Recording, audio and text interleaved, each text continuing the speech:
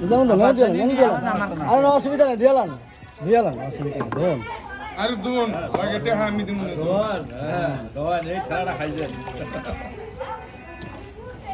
tissue কলম দিবানি যা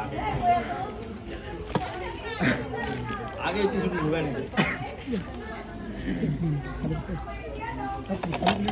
বক্স দিয়ে দেবেন না নিয়ে তোমরা মানুষ খাইছে এখানে আটটা আপনি ফট করে দেয়ালে দুজন ভালো হয়েছে আটটা মুছছে একটা ঠান্ডা আনান আপনি সবার বড় এখানে